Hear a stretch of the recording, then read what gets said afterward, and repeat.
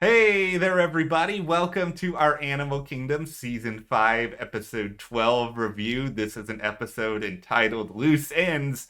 And when you see something like that, you obviously expect that they're going to address and or resolve almost everything that is important. Okay, maybe not everything, but there were a lot of loose ends that were not necessarily resolved, but at least addressed, which is good. Now, overall, though, did a lot really happen in this episode? Not really. And this is, we only have one more episode for Yeah. this season. This season has felt like it just still hasn't started.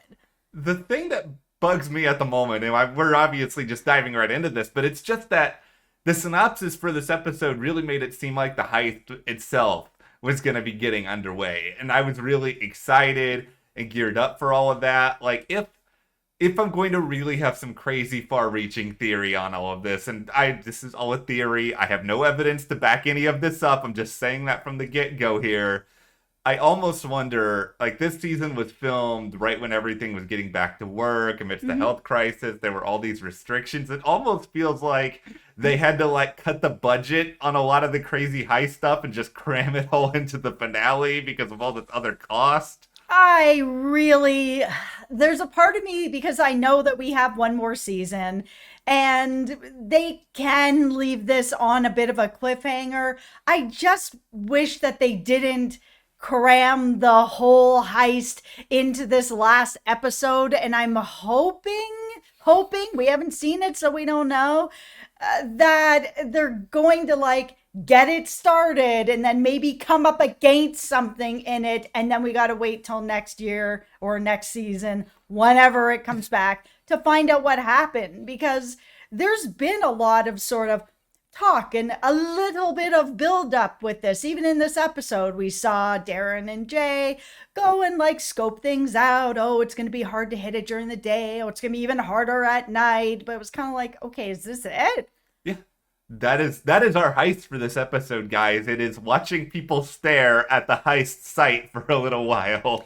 All right. So before we get too much further into what we did like about this episode and some things that were kind of like meh Yeah. about this episode, make sure you hit that subscribe button. Like I said, we got one more episode coming up, and we will be here with you till the end, till the wheels fall off. So hit that subscribe button and stick with us. And check out our Instagram as well at Matt and Jess TV, just in case you want to see, more pictures of our animal kingdom. I will never get tired of using this joke. You love that joke. I will listen. He It's right loves there. that joke. I will hit the obvious home run every single time if it is thrown at me in the same direction. All right, let's talk about Pope, who is my favorite character on the show. He's Yeah. actually one of my all-time favorite characters. I think he's really fascinating. He's a really smart character. He's a very interesting, complicated character.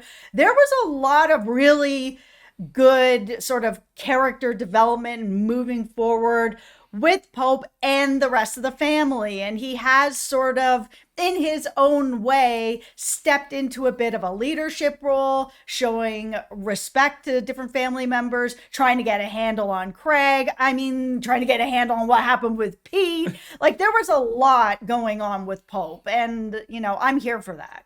This is like the Pope I wanted at the start of the season, and I'm guessing that was obviously not feasible because of Smurf, but he is still dangerous. He's still got that part of him, but it seems like he is a lot more controlled, and I think he really, because he's gone through everything that he's gone through, I think he understands how to really duck and weave a lot of these situations. And yeah, the stuff with Craig was really, really good. I think the scene with Jay at the end of the episode was really strong and kind of interesting and complicated as well. Yeah, let's talk about that scene at the end, because that really, I loved that scene where, Pope was trying to give respect and give credit to Jay that, his plan worked out. It was well thought out. It was a very smart plan. And because of that, everything worked out. And we have seen Jay lose just a little bit of his confidence this season because, he's pissed off everyone in the family. Yeah. But now it's gotten to this point where,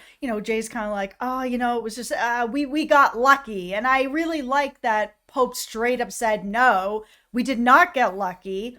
this worked because of you and because of the way you planned this. And this is all coming together because you did a good job on this. So then when Jay said, oh, I'm going to just, go bring out the garbage, to have Pope stand up and sort of give that respect to be like, no, I'll go get that for you. This is okay. You just sit back and relax. There was a second there that I was actually kind of hoping that Pope was gonna tell Jay to go get his gun when Jay was like, "Oh no, I've never cleaned one. I wasn't allowed to have them," sort of thing. That there was gonna be that moment where Pope said, "Go get it. I'm gonna teach you. We're bonding," sort of thing. In my head, that happened, and I know that doesn't make it canon. I It understand all of happened. that, but I want to believe that after all that happens with the garbage and everything else, and after they talk about good old Pete, that they go ahead and do that. All right, let's do that. Let's talk about Pete. Kick it off, Matt. Okay, okay. Here's the thing, Pete. We all knew this was good. You said this like 3 videos ago. Like this is the I love how they saved this for the end of the episode. Like it was like, we've got these people now with this big reveal. Yeah, I mean, it's not just me or just us that had figured it out. You Yeah. guys in the comments also figured it out. People on discussion boards have figured it out. I mean, it was pretty clear that once Pete sort of shut down to the CODY family and all of a sudden it was like, no, you can't come in here anymore. No, you can't talk to Pete anymore. It was just like, well, obviously he still has the drugs. He did not get rid of them. And now Pope knows that as well. So I feel like there's got to be more that's going to come out with that as well in the finale, along with the heist. Like it feels like there's two really big sort of loose ends. You see, I did that will get, wrapped up in some kind of way or at least addressed. Here's what I think is going to happen to Pete's garage. I think there's going to be a garage sale soon. Get it? Yeah. Okay. We got jokes here today because Pete's going to get off by some people for his nonsense. Yeah, I mean, I'm kind of 50-50. I'm not sure if Pope or the Codys are really going to just destroy this like decades long relationship that this family has had with him, or if there's going to be some sort of conversation, because Pope is it is 50-50. Sometimes he's just going to take you out, and other times he sees value in trying to fix something, trying to have forgiveness, trying to move it into a different direction. And Pete's been extremely valuable to this family for a really long time. There's kind of a strangeness in the fact that Pete did this at all. Like, I understand his relationship was mostly with Smurf, but the guys are still running some stuff. Yeah, they're a little disorganized. Give them a little while to get their footing here. Like, you can continue this lucrative relationship for many more years. This is how I'm kind of picturing it in my head now. That for the longest time, Pete had a babysitter. Pete had somebody who was going to look after him, make sure he stayed in line, and then like the new babysitter came in, and it was like a babysitter who just like sat there and like read magazines while they were allowed to like go and trash the backyard or something. And I think he needs like a more consistent babysitter who is going to sit there and look at him and monitor the situation. They need to just task one person for him, that they're going to be the Pete person, and maybe that can fix this. I'm just going to say it. I'm actually more interested in what is going to happen with this Pete situation than the heist. And that is because they have done a very good job, doing the flashbacks, letting us see how that relationship with Smurf and Pete developed, how long, how deep, how, involved that relationship is. I'm very curious and very invested in seeing how that all plays out, where I'm excited for the heist, but at the same time, like, they really haven't done anything to make me crazy excited like I was with the promo when I saw the safe going out of the window. And I was like, oh, when is this happening? Well, it is a thing where they've kind of kept their cards a little too close to their vest with some of it, where we don't know a lot about what's happening with that. But I think what's kind of doubly interesting to me about this finale is, let's say hypothetically they get rid of Pete, and then let's say hypothetically Frankie does end up leaving and going to Central America, and then it's sort of like, okay, well, who do the Codys really have left to work with their empire at this point? There's a part of me that's wondering if they're just not going to get away with this heist. I mean, they have had Smurf for a lot of their heists, sort of masterminding everything, but like Pope has said, Jay is sort of stepping into that particular part of the role as the strategist and trying to really figure things out. Can they do something this big? They even said in this episode, Smurf would have walked away from this. So if she would have walked away from this and the Cody boys are more reckless to take on something like this, there's a part of me that wants to see it just go completely sideways so that by the end of this finale, we really don't know what's going to be brought in season 6. I think we're gonna get something like that. I'm wanting to will it into existence because, like, I'm sure because there's another season, like, we're not gonna see everybody die, but could there be something where they do slip up and they do have more authorities after them? Like, I can't envision a situation in my head where this actually goes perfectly. There needs to be something that gives season 6 some more substance so that we have the guys either working together, working on heists, like this is a lot of what makes the show really good. And also they need some sort of like a foil like they had with Smurf. And if you get rid of Pete and you get rid of Frankie and you don't have Smurf, then what do you have? Because I'm guessing we don't have Chadwick anymore. Is this where we point and laugh at Chadwick? Ha ha ha ha! You thought you could get away with this. How dare you, thinking you could outsmart all of them. Goodbye, Chadwick. You will not be missed. No, there was some stuff I liked about this storyline, but I'm fine to let it go now. So the Cody's plan with Living's Good all worked out really well. Chadwick thought that he'd be able to continue to push on them. They were kind of like, you don't have a body on us anymore. This is like an international case now. Do you really want to stick your nose in it? People are going to start looking at you. So, I mean, this could be the end? Question mark. I mean, it feels like it is. I hope it's the end. I don't really need any more of it.